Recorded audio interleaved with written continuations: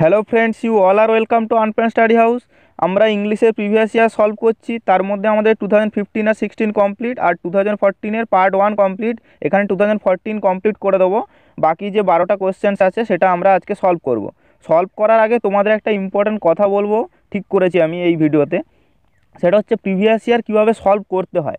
অনেকে বলে previous year solve করলে অনেক কমন পাওয়া যায়, অনেকে তো বলে যে 80-90% কমন পায়। অনেকে আবার প্রিভিয়াস ইয়ার সলভ করে মানে পাস্ট 10 ইয়ার সলভ করে তারা বলে যে একদমই কমন পাওয়া যায় না, প্রিভিয়াস ইয়ার্সে কিছু হয় না, নর্মাল পড়ো। তো আমি তোমাদের এটাই বলছি যে প্রিভিয়াস ইয়ার কীভাবে সলভ করলে তোমরা কমন পাবে আর কীভাবে করলে পাবে না। সেটা হচ্ছে, ধরো আমাদের আছে একটা কোশ্চেন। ধরো তুমি একজন টিচার, তুমি বানাবে কোশ্চেন। তুমি বানালে একটা কোশ্চেন, 4টে অপশান দিতে হবে, দিলে একটা অপশান যেটা তার আনসার, বাকি 3টে অপশান তুমি কিভাবে দেবে। তো যে কোনো টিচার বা যারা পরীক্ষক, যারা কোশ্চেন্স বানায়, তাদের কাছে কিছু রেডিমেড জিনিস থাকে যে এইগুলো অপশান হতে পারে। তখন তারা কি করে, অপশানগুলো অত না ভেবে মাথা থেকে না বের করে তারা অপশানগুলো ওই রেডিমেড জিনিসটা থেকে টুকে দেয়।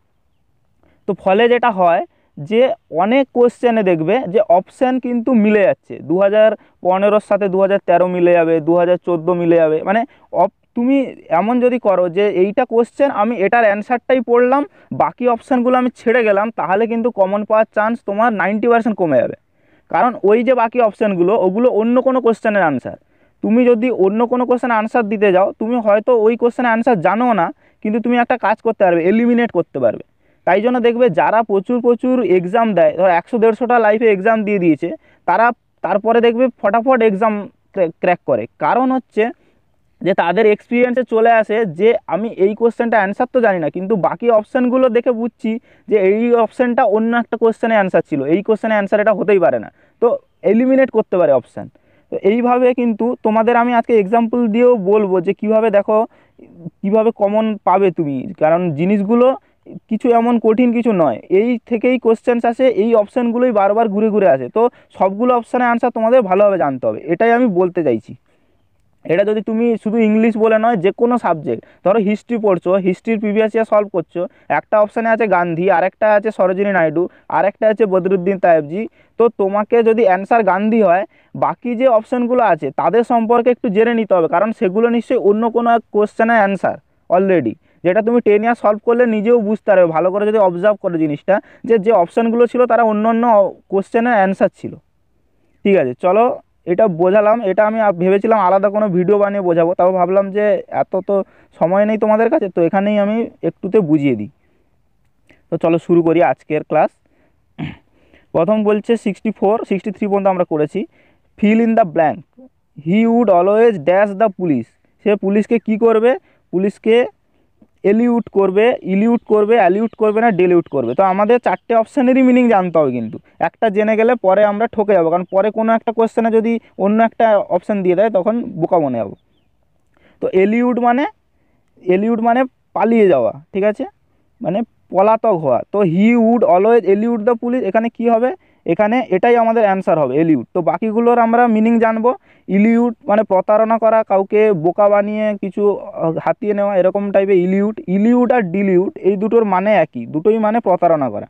আর অ্যালিউট হচ্ছে আমাদের লিটারেচারে খুব ইউজ হয়, কোনো কিছু উল্লেখ করা। ধরো একটা লিটারেচার কেউ লিখেছে, তো সেখানে অন্য কোনো লিটারেচার বা অন্য কোনো লোকের অন্য কোনো জায়গার রেফারেন্স দেওয়া আছে, ঠিক আছে, সেটাকে বলে অ্যালিউশন। এটা খুব important term. 65, insert the correct phrasal verb. Phrasal verb বলতে বলেছে I will dash to my job until May.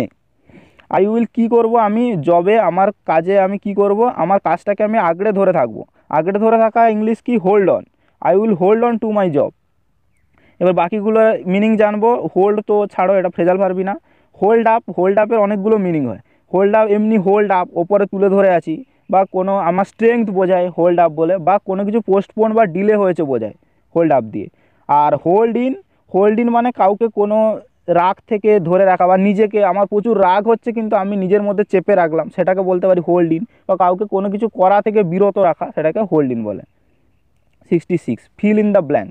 You should dash her case as a precedent. You should, এইবার দেখো এই ওয়ার্ডগুলো কিন্তু একদম সিমিলার দেখতে, তো আমাদের জানতে হবে কোনটা কি। একটা হচ্ছে এসআইটি, সাইড মানে এরিয়া, বলে না চলো ওই সাইটটা দেখে আসি, অনেক যারা তাদের কোম্পানি আছে বা কিছু তাদের বিভিন্ন ব্রাঞ্চ থাকে, তো বলে যে ওই সাইটটা দেখে আসি, মানে ওই এরিয়াটা দেখে আসি, ওই দিকটা দেখে আসি। আর সাইট, সিআইটি সাইট মানে এক্সাম্পল দেওয়া, তো এইখানে এটাই হবে answer, you should cite her case as a precedent, precedent মানেও এক্সাম্পল, তো তার কেসটাকে তুমি এক্সাম্পল হিসেবে সাইট করবে, এখানে হবে সাইট। আচ্ছা নেক্সট বলছে সাইট, সাইট মানে দৃষ্টিশক্তি আর সাইট মানে জানো। চলো নেক্সট 67, কারেক্ট ফ্রেজাল ভাব দিতে বলেছে আবার, the boss simply could not dash is inefficiency anymore, তো বস তার ইনএফিসিয়েন্সি কী করতে পারলো না, দেখে বোঝা যাচ্ছে সহ্য করতে পারলো না, এই সেন্সে হবে। সহ্য করা ইংলিশ কি, পুট আপ উইথ, ঠিক আছে। তো এবার put off, put down, put across, এগুলোর মানে কি, পুট অফ মানে কোনো কিছু থামিয়ে যাওয়া, ঠিক আছে, অফ করা যেটা সেন্সে বোঝায়, ওই ওই কাছাকাছি মিনিং, পুট অফ মানে থামিয়ে রাখা। পুট ডাউন, পুট ডাউন তো একটা নিচে রাখা হতে পারে নর্মাল সেন্সে, পুট ডাউন কোনো কিছু নিচে রাখলাম।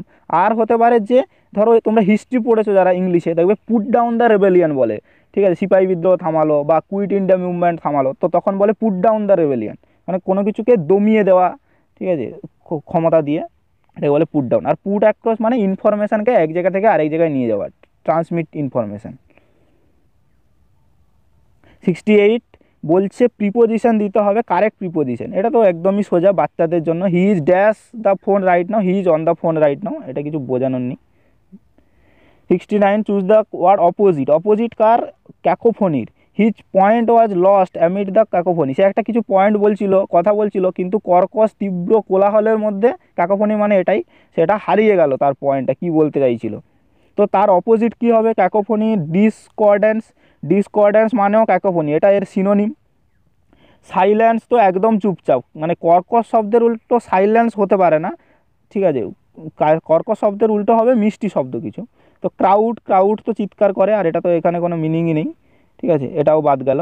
এবার বাকি থাকছে মিউজিক, হ্যাঁ মিউজিকটা খুব মধুর লাগে আমাদের কানে শুনতে, মানে বেশিরভাগ মিউজিক মধুর লাগে, এখন কিছু বাজে মিউজিক কেউ বানিয়ে ফেললে কিছু করার নেই, কিন্তু মিউজিক এটাই অ্যান্সার হবে। 70, অপোজিট কার অপোজিট, ইমিনেন্টের অপোজিট, ইমিনেন্ট, ইমিনেন্ট মানে এই হবে, ঠিক আছে, এই মানে হবেই হবে আর কি, এড়ানো যাওয়া সম্ভব না, ইমিনেন্ট এই খুব শীঘ্রই একটা কিছু হবে, এইটা ইমিনেন্ট মানে। এর অপোজিট কী হতে পারে, এই অপোজিট হবে রিমোট, কারণ অনেক পরে হবে। ইনহেরেন্ট মানে কারোর কিছু সহজাত মজ্জাগত জিনিস, যে ধরো কেউ অঙ্ক ছোটোবেলা থেকে একদম স্ট্রং, ঠিক আছে, ও দিলেই করে দেয়, তো সেই ম্যাথ হচ্ছে তার মধ্যে ইনহেরেন্ট। ইমিডিয়েট মানে এখনই হবে, এখনই যেটা হচ্ছে ইমিনেন্টের সিনোনিম হয়ে যাচ্ছে, কিন্তু আমাদের অপোজিট লাগবে। আর পেরেনিয়াল, পেরেনিয়াল মানে যে বহু বর্ষজীবী গাছ বা বহু যুগ যুগ থাকবে, সেই সেন্সে পেরেনিয়াল ইউজ হয়। 71, কারেক্ট প্রিপোজিশন বসাতে বলেছে, he held his breath dash several minute, এটা তো অ্যাপ্রোপ্রিয়েট প্রিপোজিশন না, নর্মাল প্রিপোজিশন, সে ফর সেভারেল মিনিট, অনেক মিনিটের জন্য হোল্ড করেছিল তার ব্রেথ।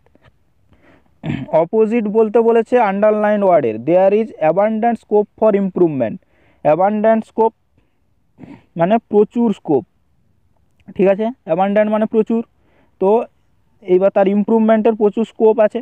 অ্যাবান্ডেন্টের সিনোনিম কী কী আছে দেখো, অ্যাম্পল সিনোনিম আছে, কোপিয়াস সিনোনিম আছে, অ্যাম্পল মানেও প্রচুর, কোপিয়াস মানেও প্রচুর। এবার অপোজিট জানতে চেয়েছে, অপোজিট মানে স্কেয়ার্স, আমরা বলি না স্কেয়ার্সলি, স্কেয়ার্সলি সেই স্কেয়ার্স, স্কেয়ার্স মানে খুব কম, রেয়ারলি, রেয়ার এটা হয় সেই অ্যাবান্ডেন্টের অপোজিট। আর ইটারনাল মানে চিরন্তন। প্রাইড, আচ্ছা প্রাইড এটা কালেকশন বোঝাচ্ছে, কালেকটিভ নাউনের এখানে অনেকগুলো দিয়েছে, ঠিক আছে, তো কালেকটিভ নাউন টাইগার আমরা কি বলি, স্টিক অফ টাইগার্স, ঠিক আছে, এটা পারলে মুখস্থ করে নিও, যে কোনো বইতেই লিস্ট থাকে, কিছু মুখস্থ করলে হয়, তবে বেশি পড়ে না, যদি এফোর্ট দিতে না চাও তো ছেড়ে দাও, এগুলোই জানো। Stick of Tigers, pack of elephants, ঠিক আছে। আচ্ছা প্রাইড কী হয়, pride of sorry pack of elephants হয় না, হার্ট অফ এলিফ্যান্টস হয়, এলিফ্যান্ট তো ভেজ, তাই না, ভেজিটেরিয়ানদের হার্ট বলি আমরা, এরকম ধরো তুই ডিয়ার কী বলবে, হার্ট অফ ডিয়ার, এরকম আর কি। তো elephant herd of deer elephants হয়, সরি। আর লায়ন হয় প্রাইড অফ লায়ন্স, ঠিক আছে। হায়েনাস হবে প্যাক অফ হায়েনাস। আচ্ছা এখানে অ্যান্সার তো এটা না, এটা তো প্রাইড অফ লায়ন্স। চলো next 74, cricket is also a kind of N, ঠিক আছে, ক্রিকেট, ক্রিকেট তো একটা ক্রিকেট খেলা হয়, আরেকটা ক্রিকেট হয় ঝিঝি পোকা, ঠিক আছে, সে ঝিঝি পোকা কি, এটা পোকা। এ পেজ, পেজ হচ্ছে, পেজ মানে কি, পেজ তো বইয়ের পেজ, আর একটা পেজ হয় যে মানে বাচ্চা কোনো সার্ভেন্ট, মানে কম বয়স্ক বালক এই সেন্সে কোনো সার্ভেন্ট হলে তাকে পেজ বলা হয়, ঠিক আছে। আচ্ছা এখানে দেখো সফার, সফার কিন্তু আগে অনেকগুলো আমি কোশ্চেনে তোমাদের সফার বলেছি যে মানে এসছে কোশ্চেনে অপশানে, তো তুমি এইভাবে কিন্তু অপশান ভালোভাবে এলিমিনেট করে দিতে পারো যে সফার তো এখানে হবেই না, কারণ এটা তো আগে পড়েছি, তাই না। তো সফার মানে একটা কোনো প্রাইভেট ড্রাইভার কারণ বোঝায়, ঠিক আছে। তো যদি এই ক্লাসটা ভালো লেগে থাকে তো লাইক করো, ঠিক আছে। থ্যাংক ইউ দেখার জন্য ভিডিওটা। আর তোমরা অবশ্যই আমি যেভাবে বললাম ওভাবে প্রিভিয়াস ইয়ার সলভ করো, তাহলে প্রিভিয়াস ইয়ার থেকে কমন পাবে। না হলে কিন্তু শুধু অ্যান্সার দেখে গেলে সেভাবে কমন পাবে না, পাবে না তা নয়, কিন্তু খুব কম পাবে, খুব একটা লাভ হবে না তোমার, ঠিক আছে। তাহলে আসছি, চ্যানেলটা সাবস্ক্রাইব না করে থাকলে সাবস্ক্রাইব করো, আর ভিডিওগুলো তোমাদের ফ্রেন্ডসদের সাথে শেয়ার করো, যারা তারাও দেখতে পারে আর তারাও উপকৃত হয়, ঠিক আছে।